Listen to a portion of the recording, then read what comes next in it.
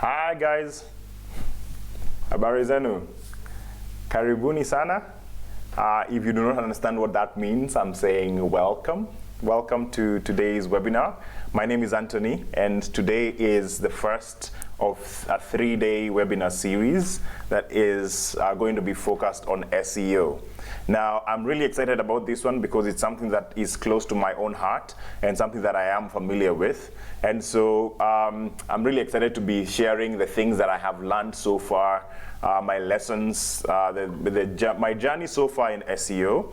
Now, I will say that SEO is a really deep topic and may not be fully discussed in these 3 days, but we are going to basically get you to a place where you are able to be really good in SEO, or at least doing well enough in SEO that you can actually be able to fix up your site and be able to get traffic from these search engines like Google and so on. So I want to welcome all of you guys. I posted a question at the very beginning of this saying welcome, and so I want to just mention a few people who have already come onto the chat. I want to welcome all of you that have. So I see George. George was the first one to comment saying that he's glad to be at home. George is our CEO. Karibu sana, George. I hope that you're doing well. Just to mention something, George is planning to start doing sort of like a reality TV show. I think we're going to post that on YouTube. So if you're not subscribed, by the way, if you're not subscribed to this channel yet, please do so right now. We have really awesome content that is out there. So please, please subscribe. We are going to, you're going to be seeing a lot of really awesome content moving forward. Content like this, but I was mentioning that George is planning to start doing a live show where he's going to basically a reality TV show, and that would be interesting to follow if that's something you're into. So George, welcome. I want to also mention Kezia. Good morning, streaming from Thika. Kezia, you're welcome. Karibu from Thika. I'm also in Thika too, by the way. Sohal Kwaja, he's saying he's streaming from Kileleshwa, Nairobi. Sohal, karibu sana, you're welcome. Edward, hi, how are you? Streaming from Mombasa. How is Mombasa doing? Is it cold? It's starting to get cold here. I know that a lot of places are going to start getting cold soon. So karibu sana, Edward. John Moge from Roiro, karibu John. Lucy, morning. Shaban, you're streaming from Nyeri. Interesting. Nyeri should be cold at this time of year. Tell me, is it cold? Let me know. I'll see Calgary, you are regular here. Karibu sana, Calgary. Linda Ziki, you're welcome, Linda. You're saying you're streaming from Kitui. How is Kitui? Let me know. Let's talk in the comments. And I wonder how Kitui is. I've been to the road towards Kitui, but never actually been to Kitui. So let me know how Kitui is right now. Kezia from Milimani. Karibu sana, Kezia. It's nice to have you on the stream. Lucy is saying Thika in the house. I see you, Lucy. Mercy is streaming from Nairobi. Karibu, Mercy. Then there's David from Mombasa. And then Morton from Mombasa Road. Karibuni sana. I see Oscar Curis streaming from Thika. Welcome, guys. I'm really honored that you are here and you're here to learn.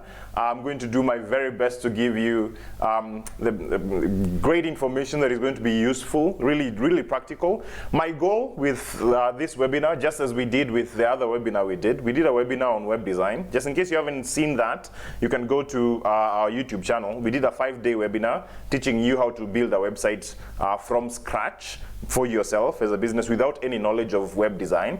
And so just as we did in that webinar, in this webinar we are going to be focused on giving practical hands-on information so that even if you're not using the same tools that we are using in this webinar, you can actually still be able to do SEO for your own website. That in case you have, let's say, a website built on Drupal or built on another platform, you still are going to be able to to build using this, you still be able to do SEO, search engine optimization using it. So I want us to get right into it. Shaban is saying that it's cold. Let me actually read some of those comments. Linda is saying that Kitui is cold. It's been raining cat and dogs every day. Interesting. Yeah, Thika has also been raining like pretty hard. So it's the same here. So it's interesting to hear that Kitui is cold as well. Shaban is saying that it's very cold. I think it's headed towards being cold everywhere, but I think Nyeri is going to be one of those places that is hit harder by the cold. But wear something warm and drink something hot, and that will probably keep you warm. At least you won't have to be going to work if you're probably working from home, so that may be an advantage for you. So as I've said, I want to make sure that the information that I give you today is going to be hands-on, practical, something that you can be able to use for yourself, something that you do not have to you do not have to go look for other information to be able to like practically do it. And there's a lot of SEO stuff out there. I'm going to show you what I use. I'm actually going to give you my own personal experience and personal things that have worked for me. And so I'll try to make it as actionable as possible and as simple as possible so that you do not get lost along the way. Collins, karibu sana from Bungoma. You're welcome, Collins channel. Welcome so much for, thank you for coming, and welcome to this SEO series. Now I want to get started, and I want to just make sure that we are all on the same page. So this SEO webinar series is not for somebody who has no experience at all in web design. If you have no experience at all in web design, you may want to check out the webinar series we did, the 5-part webinar series we did on web design, and you'll have been caught up, you'll have understood what it is we are doing. But even if you are a beginner, I would not tell you to go away. Please continue watching. You'll learn a number of things from this, but you will need to get to understand a few basics on web design. Now, in case you are not really a web design person, but you want to understand how it works, you will still learn a lot from these lessons, the things that we're going to be doing here. But I'd want you to invest a bit more in your own knowledge of basic web design, at least working with WordPress, for these lessons to be practical for you.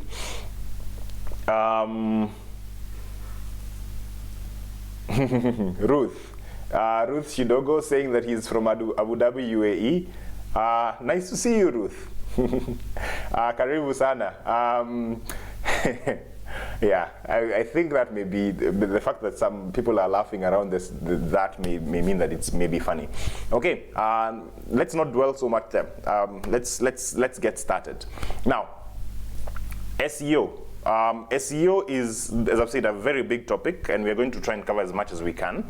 But I just want to just lay a few things, a few ground, a bit of a foundation before we actually like get started, so that we understand exactly what it is that we are up to. So first, I'd like to begin by talking about Deep Africa and who we are as a company. We are an online solutions company whose mission is to get the world online. Now, the internet provides such great opportunities that any person who has, and that's basically most of us, any person who has an internet connection, who has a phone, a smartphone like this, you are able to connect to the internet and not just be a consumer, but a creator. And you can be able to create stuff out there that is going to be useful for you even into the future. Things that are going to help you make money for yourself. Things that are going to make you, like, assist you in a lot of different ways. So the world going online is something that we are really passionate about, because we want to facilitate that journey. Because many of you as individuals may already have all the tools that you need. You probably have a phone, you have a laptop, but you have no idea of how you can be able to actionably get some of those things to gain value for you, either as a business or as an individual. If you want to make money, or just spread your ideas to the world. So that's where we come in. We are an online solutions provider that helps you get online and get your business online, share with the world the skills that you have, and get value out of it as well. And so we do this through an array of solutions, quite a number of solutions that are out there, some of which are web design. We do a lot of web design as part of what I'd mentioned even in the web design series. If you want us to build a website for you, we can. Please talk to us. You can just go to Deep Africa, then go to the web design section and look at what we have there. And we will be able to provide you with excellent web design services that are end-to-end. That's one of them. The other thing is web hosting. We provide web hosting and domain names. So if you want to have like anthony.co.ke, anthony.com, we're able to give you that solution, and you can find that on our website as well. And we also do capacity development. Now, capacity development is something that we've started doing of late, and like this webinar is part of that, giving you the ability to gain value, giving you the ability to learn something new, upskill yourself, because one of the best investments that you can have is an investment in yourself. It's an investment that will always yield value. And so one of the things that we know that is that many of us have the tools that are required to get to get a lot of value from the online world. However, we do not have the skills to get that. So that's part of the reason why we are even doing a webinar series like this, to help you as a user build your capacity to be able to do some of these things. So capacity development. We also build apps and systems. And our capacity development and apps and systems, we do it through our Gionta brand. And Gionta.com, you can go there. You'll find part of this is you'll find training there. We've actually done online training before in the past, and that's part of it. But apps and systems, just in case you haven't found it, we have what you call a POS system, inventory management system and POS, and then you can be able to find that on Gionta. Now, that's about Deep Africa, and that's who we are and the motivation behind the things that we are doing. So let's get to SEO. Now, we're going to be covering the SEO in a 3-day webinar, and those 3 days are going to be day one. We are going to cover how search engine works, and the way in which we are able to get value from search engines, and the way in which search engines create value for the people who are participating in it. Now, we are going to look at basically how things like ranking factors. What makes one website rank higher than another? What makes a website be more engaging than another? Those are some of the things we're going to be thinking about. So today it's going to be like a bit of theory to understand how search engine works and how you can be able to plug into them and the competition that is there. Now, day two, we are going to be covering search analysis. Well, basically giving you the tools that you require to be able to rank. So things like there are tools that we use online, like SEO tools, like Yoast SEO and so on. Tools that will help you get your SEO done. However, they are not completely necessary. They are things that you can use, yes, but they are not things that you have to have for you to be able to use SEO. They help you get your journey, push faster, but they're not necessarily going to be helping you build your SEO much faster. But they help you move more. They make your work less difficult, but they don't necessarily completely remove your element, remove you from having to do the work.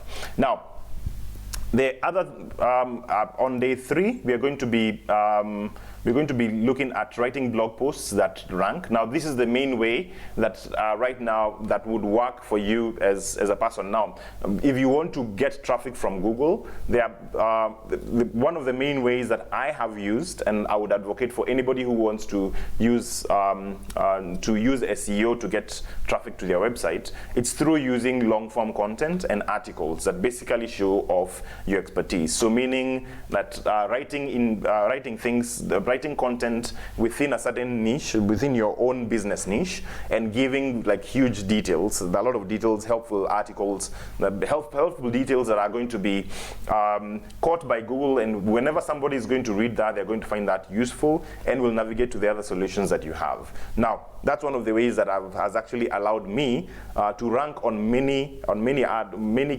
keywords that are a bit difficult to rank for if you targeted them from if you went directly for them, but you go around it, slightly around it, and you're able to find you're able to find the rank for those specific keywords like quite easily. So I want to slow down a bit because I want to first give you a bit of my own journey. Now, I have my own journey in SEO and learning SEO. Now, I thought I knew SEO before I began writing articles, but I discovered that there is quite a bit that I didn't know because I was going about it in the way that everybody talks about. If you've ever studied SEO at all, you basically would have you've had things like build links, you've had things like alt tags, things like those. Some technical things that are that seem like it's what SEO is about. But I soon discovered that that's not the case. And so I want to give you my own case study of things that the website that I have built that is, well, right now it's not doing so well because of the pandemic that is around, but it's been picking up quite a bit of traffic without me doing anything, without me promoting it on Google, like on ads, without me promoting it on Facebook, without even having a Facebook page for it, but it's been getting quite a bit of traffic. And even now that we are in the crisis that we are in, I'm still getting a stream of people coming in. And this website is East Africa Travel Tips. Now, East Africa Travel Tips is the way that I cut my teeth. Well, there are a number of other sites that I've done, but it's the way that I cut my teeth in doing SEO. And we will be drawing a bit of inspiration from this as well. And if you probably want to see how I've done it, you can go to eastafricatraveltips.com and see the way I've done it. But I'm going to be drawing that as my inspiration, so that you're able to, as I've said, I want it to be practical. I don't want just to give you theory that does not make sense. I want to give you like actual pieces of advice that you can actually use and be able to rank for your own content, rank your own website on Google. And so I'm going to be drawing to this website as part of my part of the things that we're going to be looking at, and it's going to be part of that journey. Now, let me give you an example of what I'm talking about. Let's say somebody in the US asks, can I wear shorts in Kenya? Now, if they ask that kind of question, you will notice that my article is #1 on Google. And the reason why it's #1 is because I have actually answered that question somewhere within, let's try and find it. Actually, you can just navigate it to it directly from the Google search results. And with this person is already in my website. You'll notice that I've written quite a bit of content in here discussing like what you should be concerned about in terms of wearing shorts and stuff like that in Kenya. And that's the thing about it. You when building these kinds of content, you want to, well, I may be getting a bit ahead of myself, but you want to build content based on questions people are asking, because again, there's what you want traffic, but the person who is viewing this website does not really care about you. They care about themselves. So they're going to be asking Google questions about themselves. So somebody who is probably planning to travel to Kenya asks that question, they'll find an article somewhere, and that's what I want to teach you how to do. To be able to be part of that, to be able to gain traffic from that person. Now, when you think about it, Google asks a lot of questions. Basically, people ask a lot of questions on Google. Think about your last, you can even go to your own search history and look at the things that you have asked Google. Sometimes we ask Google some of the weirdest things, things that may sound even obvious. Sometimes I even use it as a calculator for myself. Now, for that reason, since people are asking all sorts of questions, you have an opportunity to be able to rank at least on a few of them, and especially if it's a question that has not been covered very widely. So there we are. So this is a case study that we are going to be looking at, and I'm going to pay reference to it today. And we are going to pay reference to it more and more, even as we move along to the next, in the next couple of days, the next 2 days, we are going to actually pay a bit of reference to that, as well as some other places where we've been able to rank highly for. All right, so before we begin, this is day one, focusing on the elements that influence how high your website ranks on search engines. I notice you may probably not be able to read that completely, so let me just adjust that. How highly you'll rank on search engines, that's, we are starting with day one today. We're already 21 minutes in. I'm planning to end this most likely latest at 11. That will be a whole hour. We may probably want to end it sooner, just in case we don't have a lot of questions. So let me just say a few things. First is that you can start posting questions on the website, on the live chat, on the YouTube live chat. Start posting questions there, because we are going to, I'm going to be answering questions as we go along. Like right now, I'm actually ready to answer a few before we begin, because I've said a few things that may probably be things that you already have questions about. So post questions in there. As I go along, I'm going to be stopping and answering questions along the way. So the minute you have a question in your mind, just write it on the comment section, and then when I get to a certain point, I'm going to stop, answer questions, then proceed. This will allow us to engage, because the fact that this is live, I don't want it to be like a recorded video where you can watch it and you have questions and they weren't answered. I want it to be like a class where we're actually interacting with each other, and that you're able to gain as much as possible from these interactions. Okay, so I'm going to answer a few questions. Please post your questions as we go along, and I'm going to come back and answer them on a different section. Now, Shadrach is saying great presentation. Thank you, Shadrach. I appreciate that.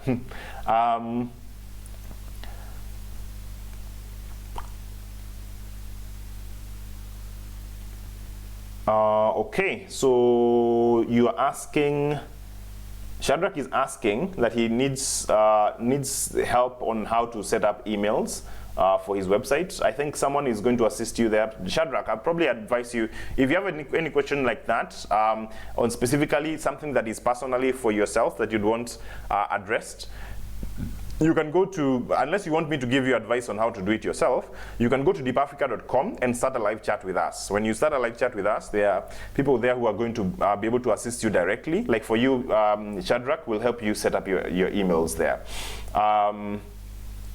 Oscar is asking, what's the connection between SEO and web analytics?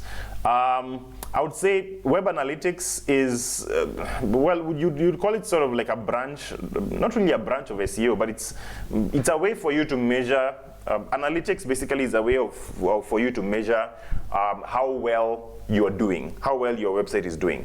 Now, for instance, I've mentioned my own website, and I have a Google Analytics account that is set up on it, it's able to track like who is there, who is visiting, where are they from, how long did they spend their time on each specific page, which pages are they coming to, and things like those. So so web analytics basically is a way for you to figure out how well you're doing, and SEO is search engine optimization.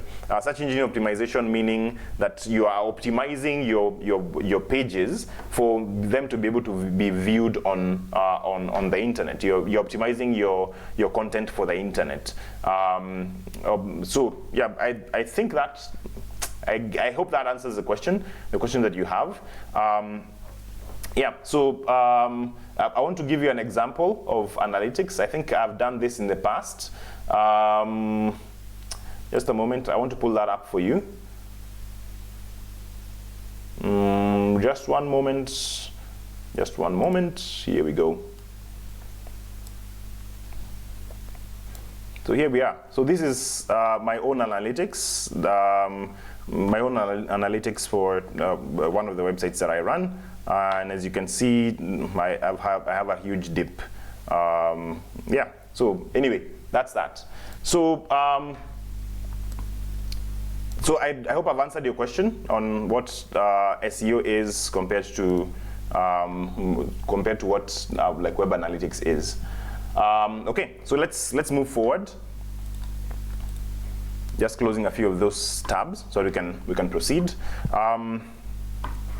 So how SEO works? Let's look at search engines and how they work. Now the thing about search engines is that Google has a mission, and this is Google's mission for search. And Google's mission is to organize the world's information and make it universally useful and accessible. Now let's dissect this a bit, because if you understand this, you will always be aligned in the right side of SEO. Now, there are times when people give advice on how to do SEO, and those methods are usually they may not be the most useful ways of doing SEO. The reason why I say that is because they may be trying to trick Google to give them a higher ranking than they deserve. Many of the times, some of the SEO things we do may be trying to trick Google to do something to trick it into thinking that you're bigger than you are. But if you look at Google's mission, you can actually be able to align your own content with what Google aims to do. And so if you do it in the way that that Google looks at it, aligned with Google's vision, then you're always going to be on the right side of the law, as it were. You're always going to be in the right side of things. If you do it, if you have any tricks that you may pull, it may be possible that you may be actually on the wrong side of Google and get a penalty at some point after you've built content for a while. So, to organize the world's information. So one of the first things that Google aims at is organizing the world's information. So all of the world's information, if anything is online, Google wants to organize it. Google wants to put it together in a way that makes sense to the world, in a way that that allows you as a user of the internet to be able to find it. So let's say somebody posts a video, and that video is something that the world would be interested in. Google is going to find that video, and it's going to arrange it within its own databases. So to organize the world's information. So all of the world's information is actually stored within Google. If it is online, it most likely has been found by Google, and Google knows it exists. Oscar is saying yes, karibu sana for the response. So that's what Google does, organizing the world's information. That's the first part. And the second part of it is to make it universally accessible. Universally accessible, meaning that they want it to be available to anybody who asks for it. So wherever that information is, it should be accessible to whoever asks for it, and that information should be useful. So universally accessible and useful. So meaning that Google does not just want to make it accessible to you, that you can find it on a computer, on a phone, on whatever device. Probably if you are going to start using goggles that allow you to see virtual reality, Google is going to be definitely in that space, because they're saying that we want to make it universally accessible. So on whatever devices. But the second part is where SEO comes in very closely. That is to make it universally useful. Now, the thing about usefulness is that for you to be able to figure out usefulness, you must be able to rank things into an order. To say that this is more useful than this, and this is more useful than this, and this is more useful than this. So that's part of why Google ranks, why Google puts things in a list. And the list is usually that the top is better than the next, and that this one is better than this, and so on. And so making it accessible and useful means that you must rank stuff in a certain order for that stuff to actually, for you to be able to know what's good and what's not. There must be a way of determining that, and the way that they've done it, especially for search, is placing it in order of 1, 2, 3, 4, 5, 6, and placing it in several results. So if we can go back to the example that I'd shown you, the example that I've shown you of, where is this? Okay, let's just Google it again. Can I wear shorts in Kenya? So if someone Googled that, now the thing Google is saying is that Google is considering that number 1 is more important than this, and more important than this, and so on, that I have been ranked to be the most useful. Now Google has a way of determining that. It has, and that's what we are calling ranking factors. There are about 200 of them, 200 that are known, different factors that Google uses on each and every search element to determine what is better than which, what is better than the other. And so, like for instance, in my article, for the question, can I wear shorts in Kenya, I was determined to be the best. Out of all of those ranking factors, I satisfied it that this is the most useful result. That when somebody is searching for it, that my article is the most useful result to the people who are going to search for this question. And that's basically, when you think about it, that's all search engine optimization is. To be able to create content that will be viewed as the most useful for the question that the question that person will be asking. Whatever they are going to type on that Google, on this, when they go to Google.com, they are going to be able to find that when they search on this search box, that they are going to find they're going to be able to find the most useful result from there. Now, any of the things that I'm going to be discussing about are going to be focusing on this statement. The statement of making it universally accessible and useful. So making sure that your information is accessible and that it's useful enough to go to the very top of the search engine results. That's the thing that we're going to be focusing on, plainly, nothing else. And so as we continue as we continue building our knowledge of SEO, it's really important to align it to Google, so that even if Google changes some of its tactics, even if Google changes like one of the things, that the way that they index, you're always going to be on the right side of this, because you've made your content accessible to Google, and number 2, useful enough for the search term that you want to rank for. I hope that makes sense. So let's talk about the ranking factors. I've talked about that there are 200 known. Now there may be other very many unknown ranking factors, because Google likes keeping some of that stuff quiet because they don't want anyone to try and trick it. But there are 200 known ranking factors. And obviously my list, and even in this discussion, we're not going to go through the 200 of them. And in my list right now, I've listed the things that I feel are the most important, especially for businesses in Kenya and around Africa. However, there are more factors that are out there, and if you want to learn more about them, you can actually just go and Google ranking factors on Google, and you can find the basic. These are document from Google, and I think I'll actually even attach it to this at the end of this video. I'm going to go and find it and attach the link to it on the comment section. So just in case you're watching this later, you can go and check it on the comment section below. The ranking factors on Google.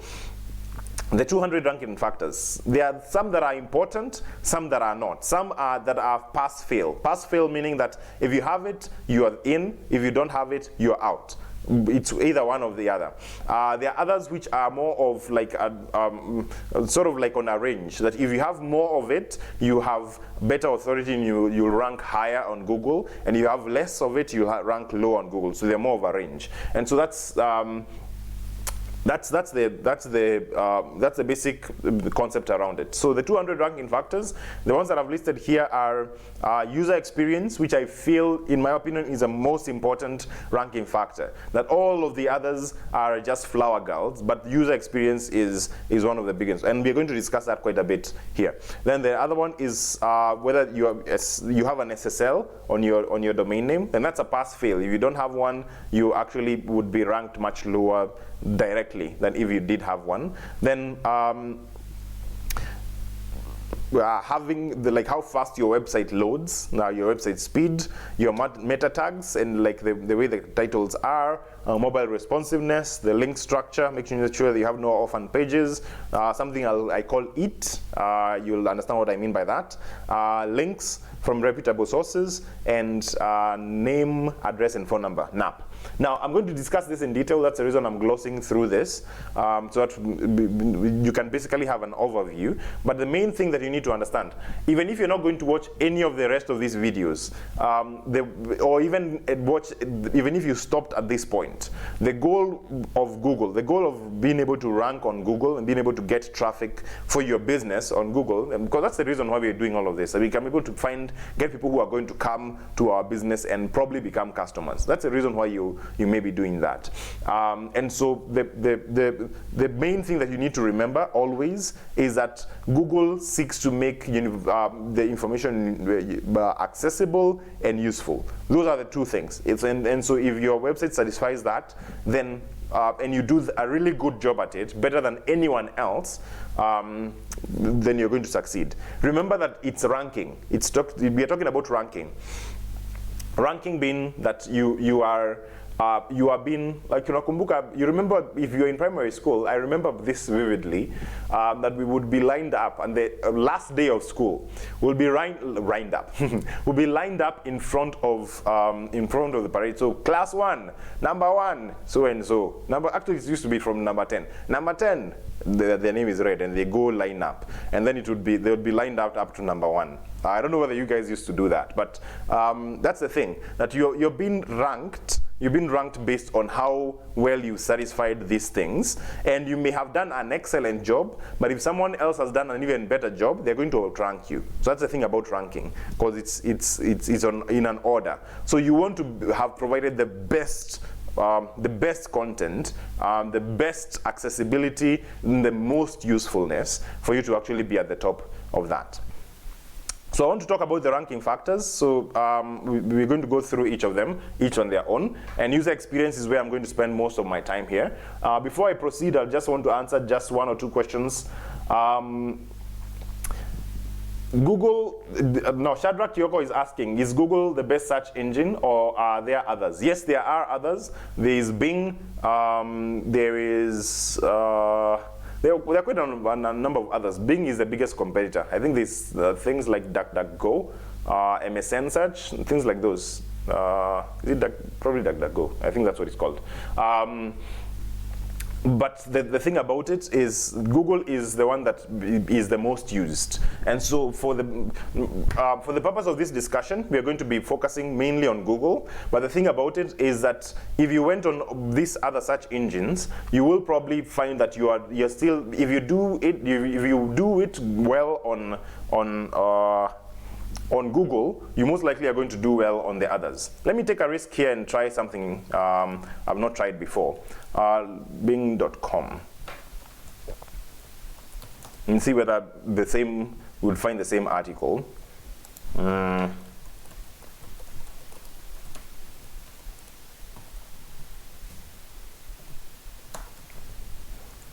I wear shorts in Kenya? Same question. Yeah, and you notice that I'm still number 1 on the Bing results.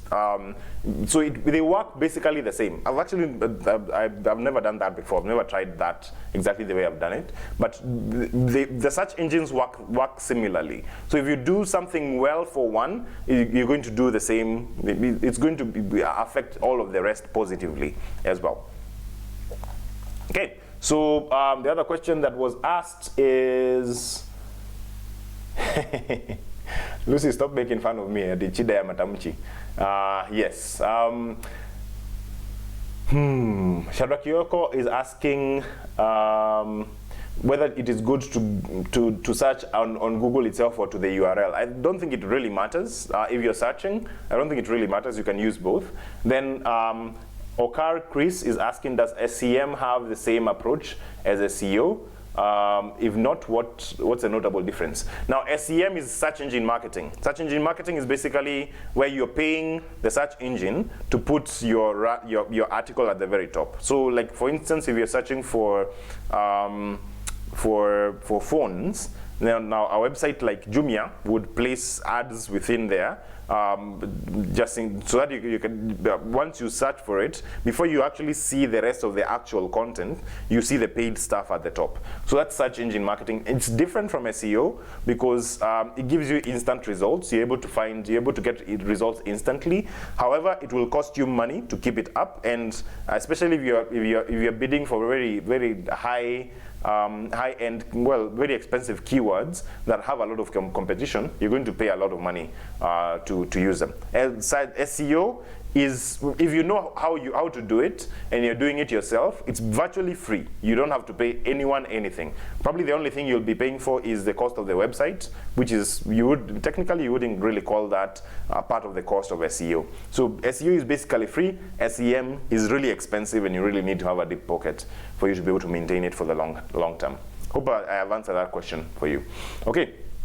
Let's proceed. Now remember, you can still continue asking questions. I'll pause at a certain point and answer them as we proceed. Now, user experience. User experience is one of the most useful, most important things for you to be able to rank on Google. If you want to rank on Google, you must provide the very best user experience. And user experience, I'll divide it into many categories. The first would be, is your website nice to look at? Is it simple? Does it have a simple design? Does it look scammy? And if it looks scammy, then most likely the user experience is going to be bad. If it looks modern, it has a clean feel, and someone feels safe when they are there, and that's part of the reason why you need to watch the webinar on web design. That webinar is going to help you create clean designs that are going to be simple enough for somebody to have an easy experience. But that's just the first part. The first part being that the website it looks clean and easy to look at, easy on the eyes. The other part of user experience is giving really, really, really useful information. You may have a website that may not have very good design, but has really good information, and it's going to rank higher because it provides more useful information. Remember, I'm getting you back to this. Accessible and useful. Now this is the really important part of it, that it needs to be accessible and useful. Accessible and useful. And in this case, like writing really, really good articles, we are focusing on the useful bit. Now that's the thing about it. If you create a website that is beautiful to look at and has extremely useful information that others would not spend as much time like compiling, and information that people are not going to spend a very deep amount of time like doing their own research and providing like useful information, tables, and like providing things like over and above like tables. Let's say you've provided pictures, you've provided useful details. For instance, now again, like what I spent hundreds of hours getting East Africa Travel Tips to where it is. Hundreds of hours of time writing articles, researching, going to national parks, like actually getting like the actual information and making it as useful as possible, so that when somebody comes on that website, they're going to be really engrossed by it. Now, one of the ways that Google finds out whether someone is having a good user experience is one of the ways. Let's Google something.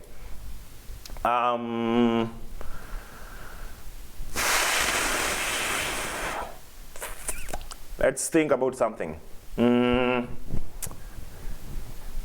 Is Jamaica? Yeah, is Jamaica? Let's even ask, is Jamaica in Africa? That's a question.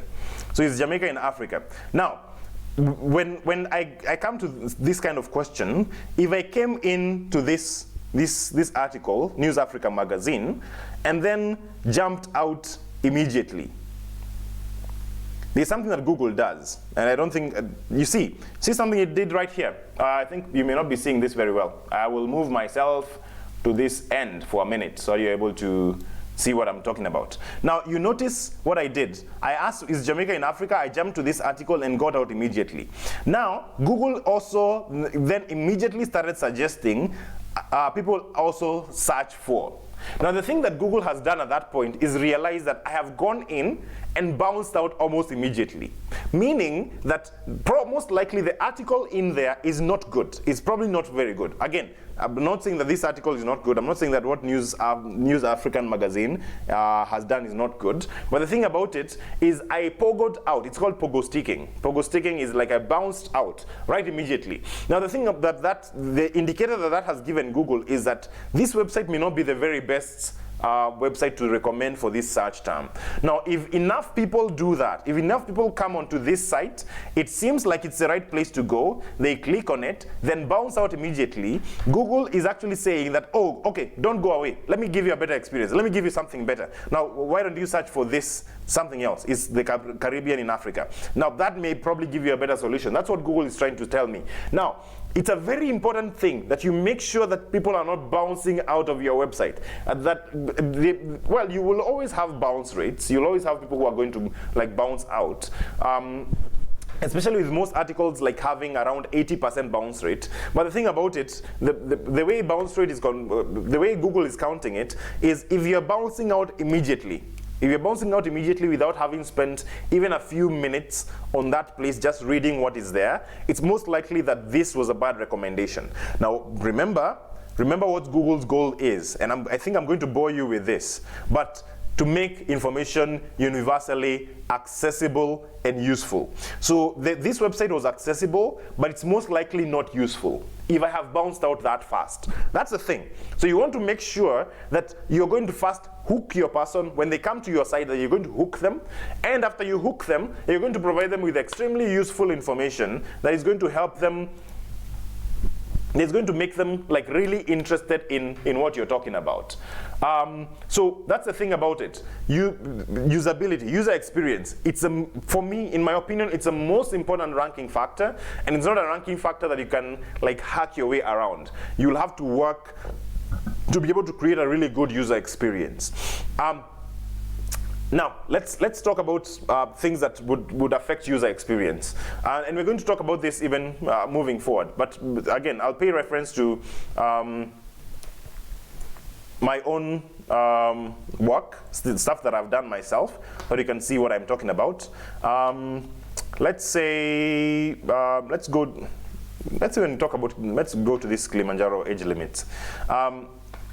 Now, the thing that I want to do is I want to make sure what part of information being useful is that it needs to have it needs to be well organized. Part of being useful, part of providing good value to the person who is reading this is that they need to be able to see like clear organization. Remember the way people like go through websites. They go through websites quickly. Think about even for yourself. When you're trying to look for information, you probably will not spend like 5 hours on one article. You probably just go fast, and before you even start reading, you'll just skim through to see whether that article is worth reading. Now, you want to make sure that you have organized your content in a way that answers that person directly. Let's see whether I've ranked for this. This is a more recently written article. Kilimanjaro age limit.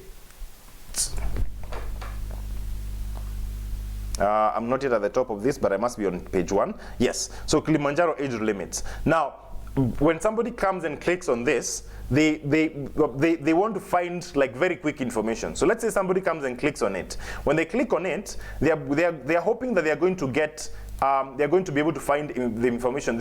When they were Googling, they're probably wondering, can I be too young? or would my child be too young to visit Kilimanjaro? And so you want to be able to answer that question right away, because if you don't answer it right away, then somebody is going to actually bounce out of that, especially when somebody has asked a very specific question. So you'll notice that in the first article, the first few lines of the article, I've actually bolded out what the answer is, that you'll only be allowed to climb Kilimanjaro if you're above 10 years old. Children below 10 are ordinarily not allowed to go past this specific height unless you have obtained special permission from Kilimanjaro authorities. There are no upper age limits to be allowed to climb Kilimanjaro, but the youngest person to climb Kilimanjaro was 7 years old, and the highest was 89. Now, I've given a quick summary that if somebody was just looking for just the answer on its own, then they're going to then go away. And that's still okay, because they have spent a bit of time and they have found it useful. They most likely have read it. But the other thing about it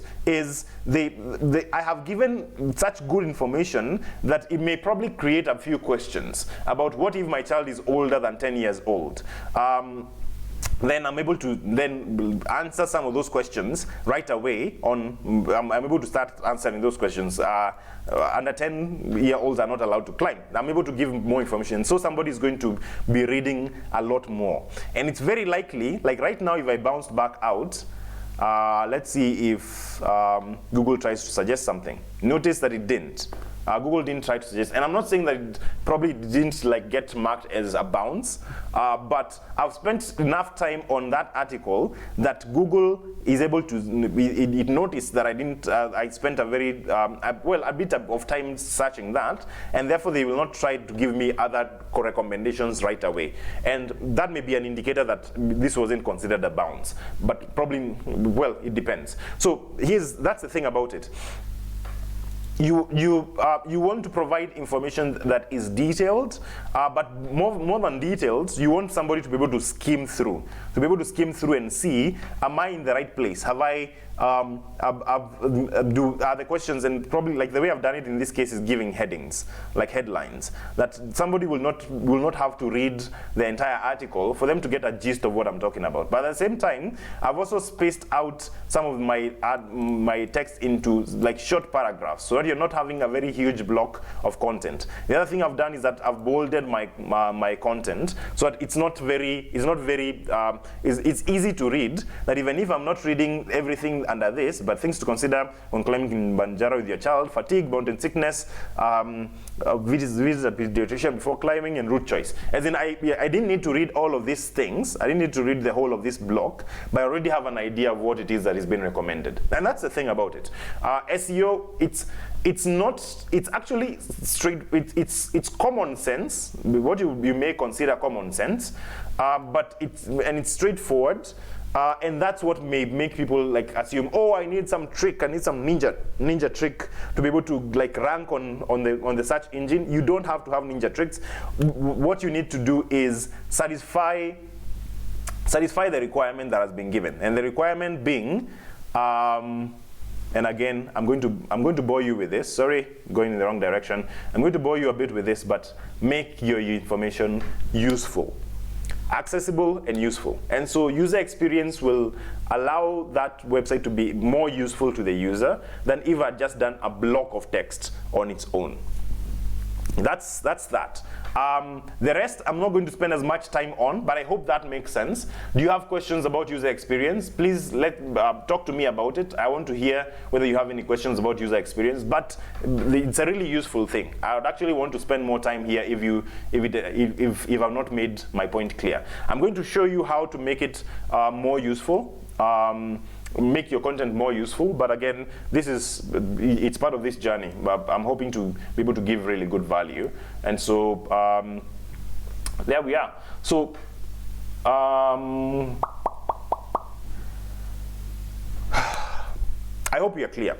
I hope you're clear, because if you know this, then you basically know most. You basically understood what this process is.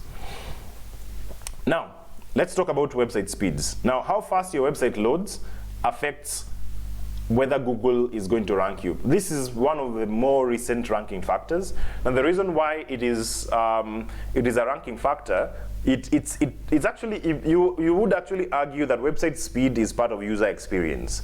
That how fast your website is loading may be considered part of user experience, because if a person is spending like a whole minute waiting for a website to load, then they're having a really bad user experience, and Google may not want to recommend your website as a useful article if someone is spending such a long time trying to access it.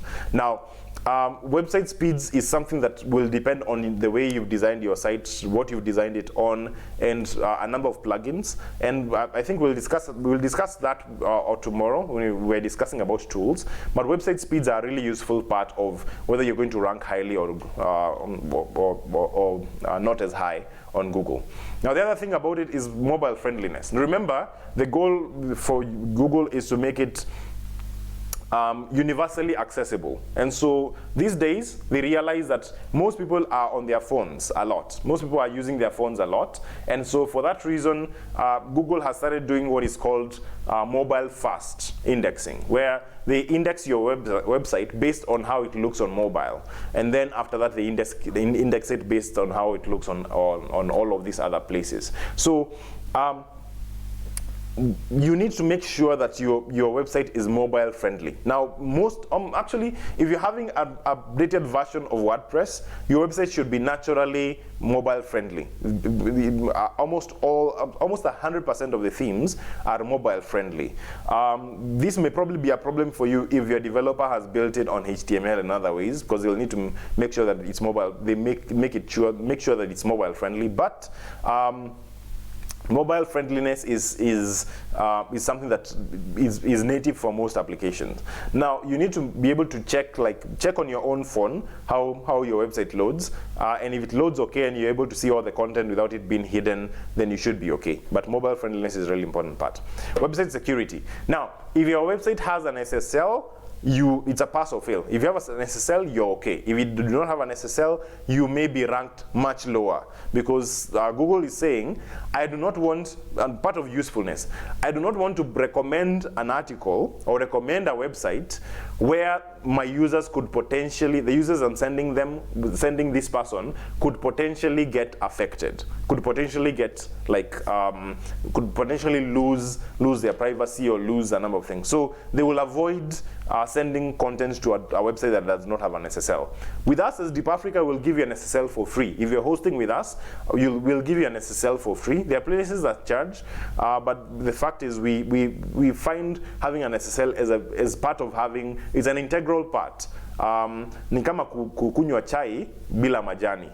It's not tea if it doesn't have majani. The same way, a website is not a website if it does not have a free SSL as part of the package. So we've incorporated the cost of the SSL within the package, within our web hosting packages. So you should be okay if you're hosting with us. If your website is not loading with this padlock, you're seeing this padlock here, and saying that your connection is secure. If it's not loading and saying that your connection is secure, then you need to have something configured. Especially if you are hosted with us, you already have an SSL available, but it may be that your website is not configured in a way that to allow that SSL to show. So let's talk to us. Go to our chat and just start interacting with us. You will be able to set up that SSL for free. We won't charge you anything for it. Okay, so that's website security.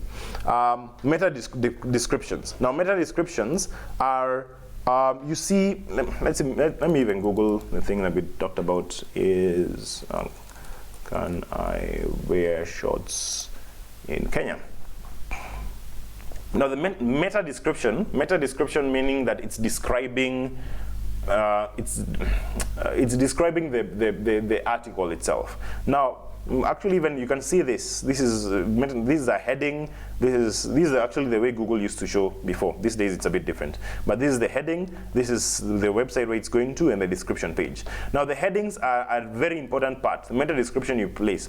The headings are a very important part, because they should make someone intrigued enough to want to click on your search engine result. And so your meta descriptions are a really important part. It should not just be empty. It should not just be plain, boring. And it should also not be, don't try to be tricky with it. Don't don't try to be clickbaity. Don't try to bait people to click if it's something that is not actually there. So a meta description, like for instance, I've written this, can I wear shorts in Kenya? Yes, but here's where you shouldn't. So basically, I'm making somebody say, oh, I've given the answer, yes you can, but here's why you should not. So I've basically intrigued the person to want to read, okay, let me click on this article and see what this person has to say, because they may be having something that I do not know. There's something that they probably don't know about. So you want to make sure that your meta description is descriptive. It gives a good description of what the person should expect to find if they have asked that question. Because when you're creating an article, for those who probably have never done this before, you're creating it in such a way that it's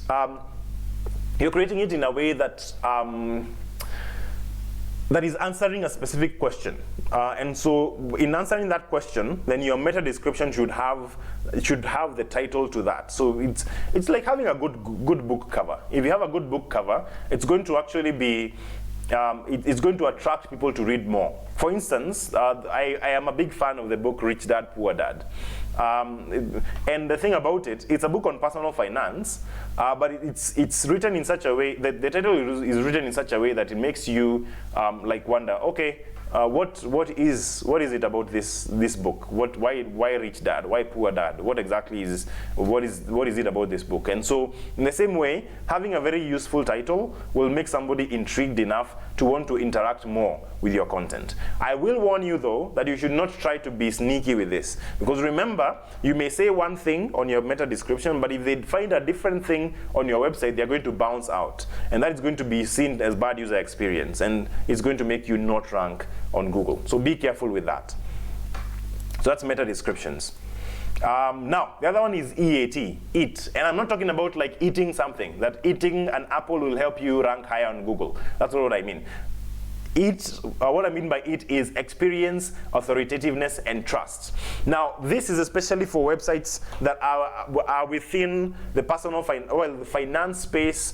Actually, your money, your life. YMYL. Your money and your life. So your money, so personal finance. If you're talking about like how to make money, how to like different things.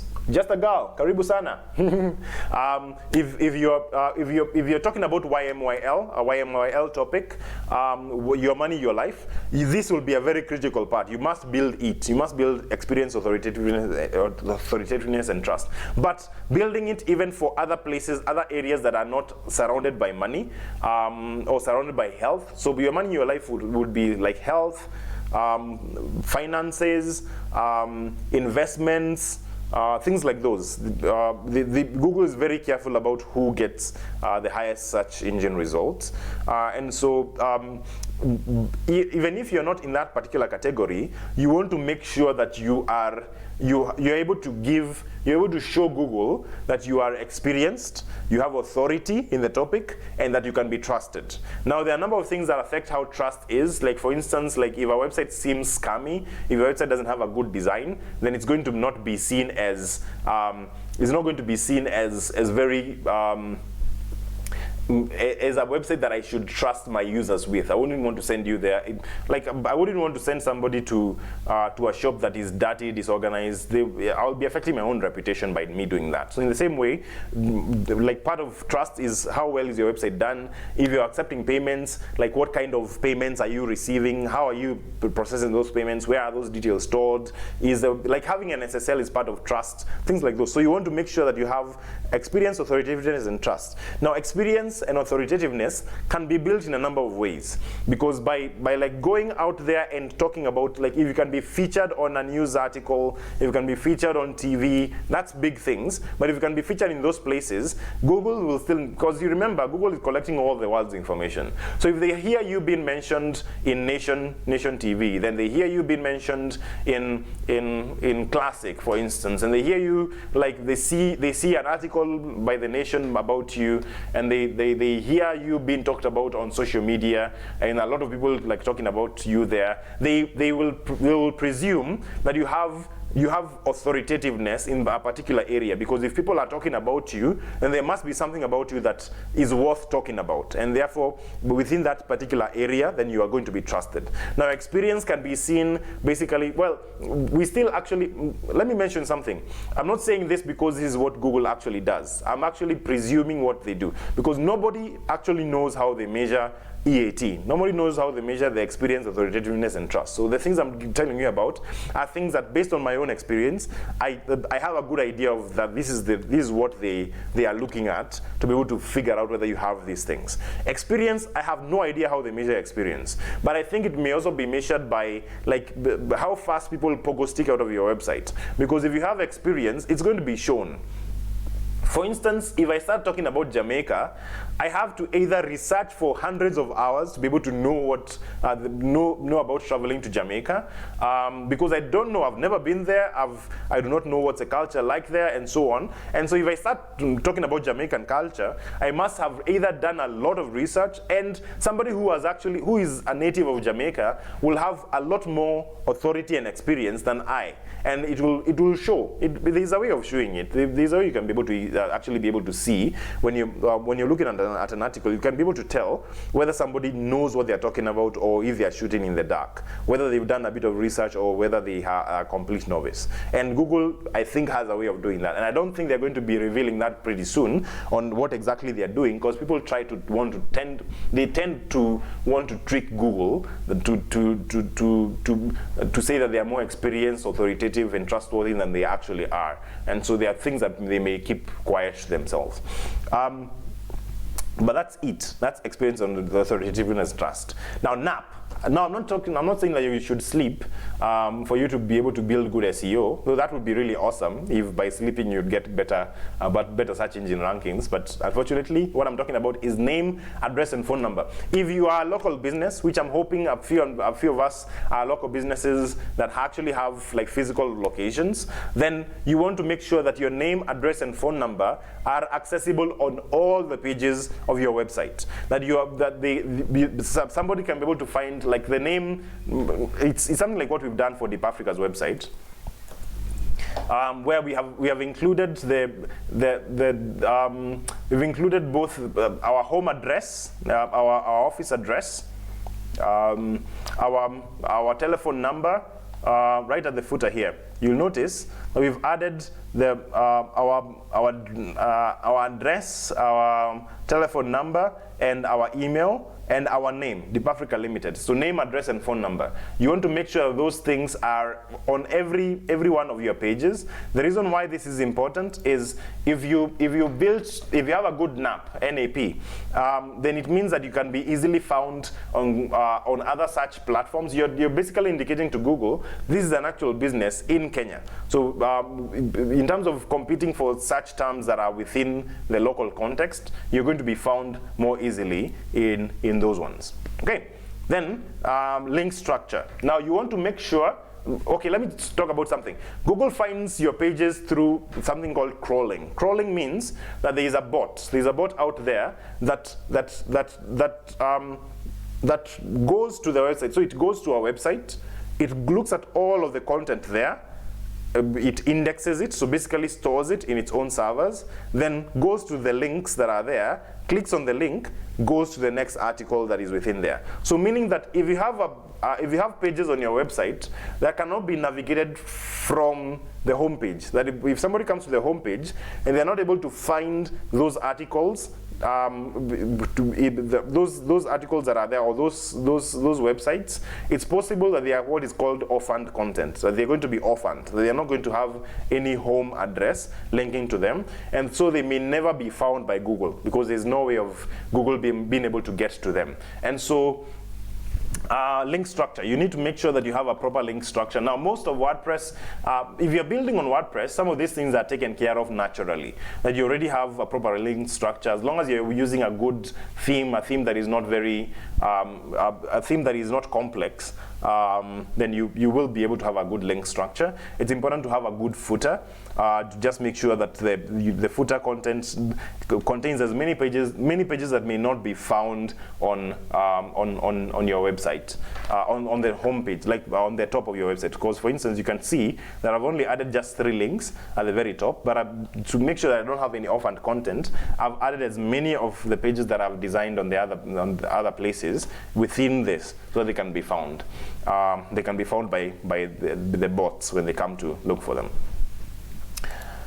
So that's the link structure.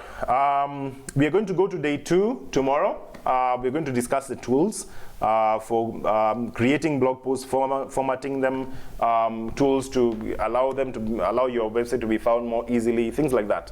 But this is where I end it. I'd want us to just answer. I want to answer a number of questions before I close this. I'm already past the time that I had talked about ending this, so I don't want to spend more time than this. But I want to answer questions, and I'm not going to leave until I have satisfied you guys in answering the questions that you have. So please start asking questions that you may have. I'm going to be closing in a few minutes if I don't find more. After I finish this first round of answering, if I don't have more, I'm going to close it at that point.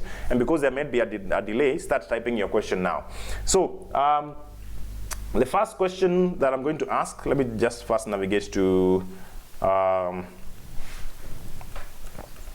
let's navigate there. So the first question that, just a girl, I see you, fire. Captain Cargo, thank you for taking notes. Captain Cargo, karibu sana. You are one of the regulars, and I appreciate you. Double thumbs up to you. Thank you for taking notes. I hope you're learning a lot. Yeah. So let me answer some questions. All right, let's start with Gitao Kenyanjui, who is saying that informative presentation streaming from Gong. I hope Gong is not as cold as some of the other places in Kenya. Shadrach Kioko is saying, suppose I want to go to a specific site, what characters can I use to direct me to that site? Now, unless you know the name of the site itself, you probably would need to go to go to Google. That's part of the reason why all of us need Google.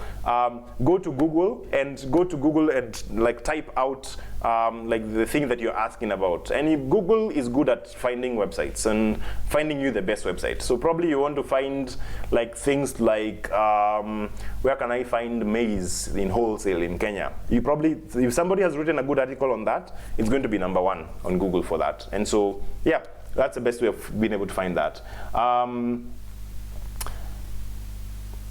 Captain Cargo, no, okay, Grace Ngendo, tuned in, loving this training, very easy to understand for a beginner like you. That's the goal. You are the people who I'm doing this for.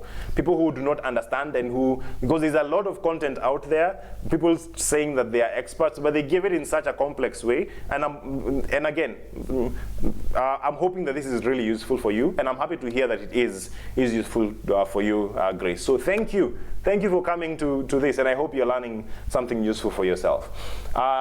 So now, sorry, so Hail Kwaja is asking, Kawaja, I'm really sorry, and that I'm murdering your name. Forgive me for that. As part of well-developed SEO, does one have to ensure that the website content is constantly being updated, or adding or changing etc. to keep it dynamic for Google to undertake SEO? Now, you can change up your homepage often, but once you write an article and it ranks, don't touch it. Once you, like right now, for me, I will not touch, even for this article, because it's on page 1 of Google, and it's because I wrote it more recently. In a few months, probably if you're watching this like 3 months from now, 4 months from now, Google then find out Kilimanjaro age limits. You're most likely going to find it on #1. I really spent a lot of time writing that article. So once I've written this, I will not touch this article. The reason why I won't touch this article is because Google will now start start looking at it and saying, it's been changed. Do I need to re-index it again and see whether it's as useful as it was, either to make it go higher and lower? And if you're already a number one, the only place to go is down. So you do not want to edit an article. Once you've written it, do not touch it. For your homepage, you probably want to keep it fresh and probably doing something new, and that's okay, that's allowed. But ordinarily, for SEO purposes, you do not need to update a website constantly for Google to see it and to rank you higher. I hope that answers it. Sohal Kawaja, I hope I've said it correctly. Kezia is saying, this is very insightful. I can't wait for tomorrow's session. Thank you, Anthony. Thank you, Kezia. Thank you for coming for this session. If you have a friend, tell a friend to tell a friend who knows a friend to tell a friend. If you know somebody who would find this useful, please share it with them. By the way, something I didn't mention is that if you're just viewing this and you hadn't registered, I just advise you to go to deepafrica.com/webinar. Go to the webinar section and register for this. Now you will be notified when we have new. When you navigate to the bottom of this request reminder, you will be notified when we have a new webinar coming out. And so all you need to do is just click register for webinar, enter your details there, and you will be notified. I'm sending emails every time I'm about to start a webinar. And so, by the way, do me a favor. If you're watching this, just go to your Gmail and categorize the emails. The email that I sent you today. If you didn't receive an email, just go to deepafrica.com/webinar to register.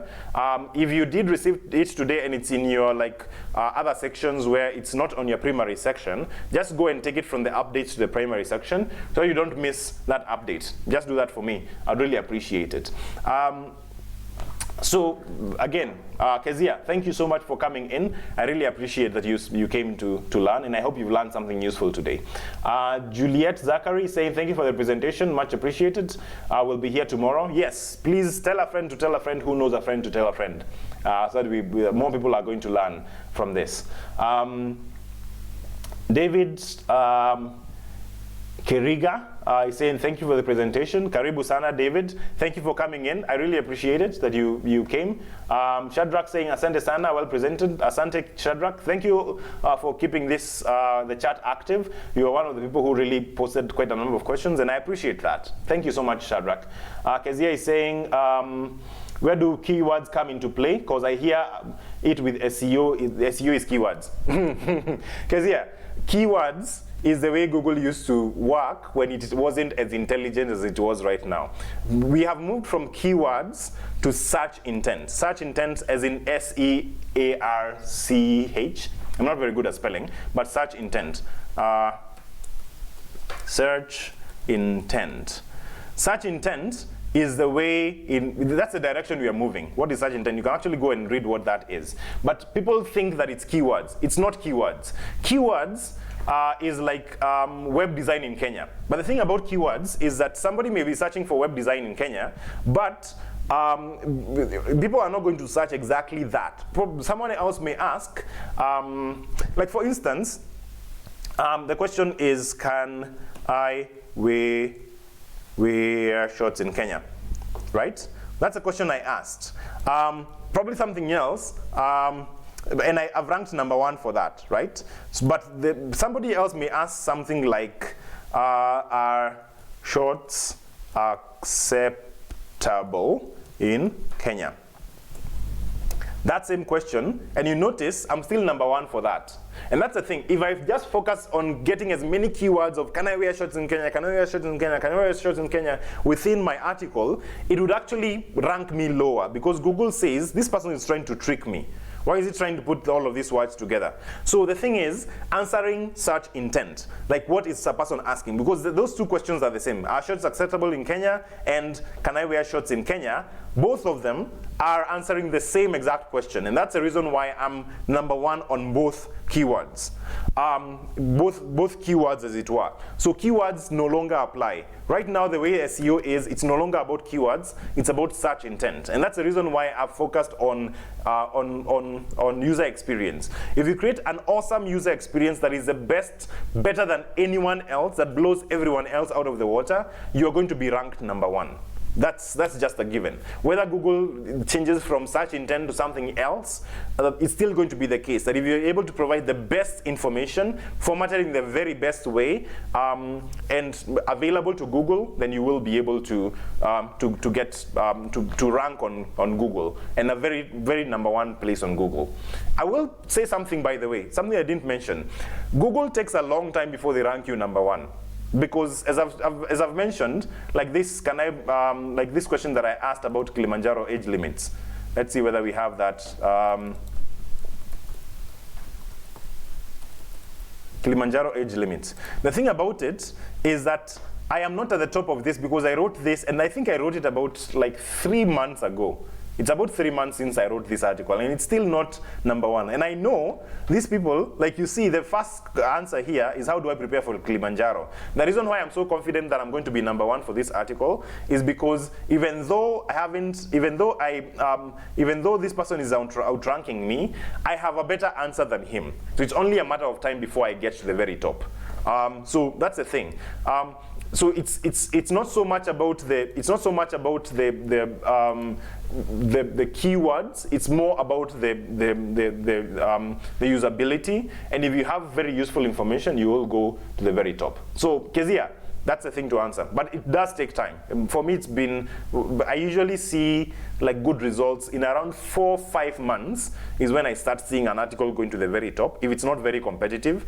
If it's very high competition, it can even take about 8 months for it to go to the very top of that, of the search result. But once it gets to the very top of the search results, it's most likely going to stay there for a long time if I don't mess it up. If I don't touch the article, if I don't change up anything within that article, if I don't start adding like spammy things, if my SSL is still active, as long as my website continues being active, that website will continue bringing traffic for a long time after those 8 months.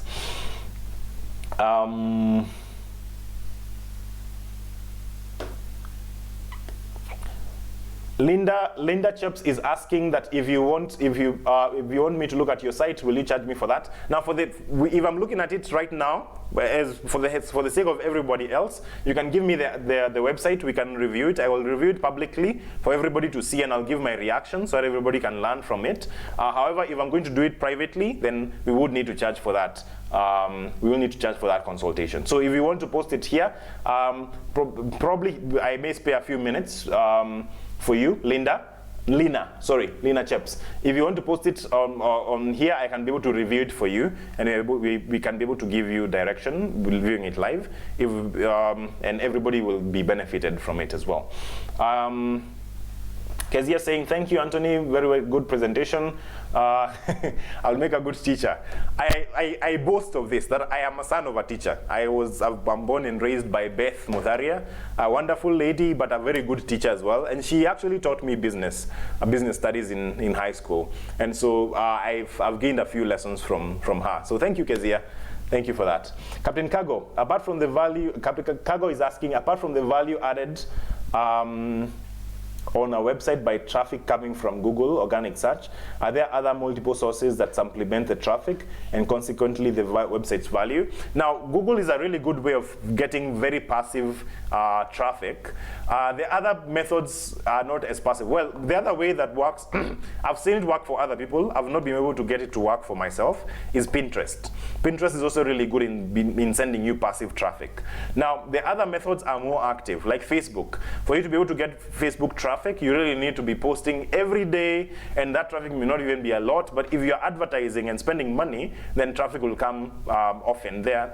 But the thing about it, sorry, it's not passive, and so it will not give you as good value if you're having to spend money for you to get traffic out of it. And that's the reason why Google is really, and SEO is a really popular thing, because you work hard at the beginning and gives you traffic for a long time, and people are going to then buy from you when they come to read your article. For instance, if somebody came and found this article, Kilimanjaro age limits, and then read a lot of the other, like almost 100 articles that I've written here, they're most likely going to trust me if I offered them like a safari, for instance, because I've poured a lot into them. In the same way that I'm hoping, like for you guys, I hope you guys are our customers. And the fact that we are pouring value into you, it will make you feel that I trust these guys enough for them to be my web hosting company, for them to be my web designers, and that's the thing. So the way it goes this way is almost like an exchange economy, where we're giving you value, and we hope that we are going to build enough trust with you, that we're going to be friends enough for you to trust us to actually open up your wallet and give us money in return. And we are going to then give you value by building something for you. So hope that answers the question. Okay. Edward saying you'll be there tomorrow. Edward, thank you, Edward, for coming within this chat today. I think I saw you in the web design webinar, so thank you so much for coming in again. Calgary, again, another fan. Thank you so much, Anthony. I'm really learning a lot from your webinars. Thank you, Calgary. I really appreciate that you're actually coming. This webinar would be just me in a room talking to myself if you guys were not here. So I really appreciate that you guys are here. I am truly grateful that you guys are here, because you ensure that I am not a crazy person talking to himself in an empty room. Linda Ziki saying very useful information. Karibu sana. I'm really happy to be providing this. So Al Kawaja, thank you for the great advice. You're lagging behind because you lost the connection. Pole sana. I hope you're able to catch up. Looking to seeing you tomorrow. And then Captain Cargo, I think will be the last comment I read today. You were asking that, did you hear me mention about the crawl rate of a site? If so, is there a way of checking and monitoring if it's done on its own on one's website? The fastest way to be able to know whether your website is being crawled is by doing something quick. Let me do it for my own site so you see. You go to google.com, then you don't have to do that fast, but you can actually just put it up here. But you can say site / East Africa Travel Tips.com.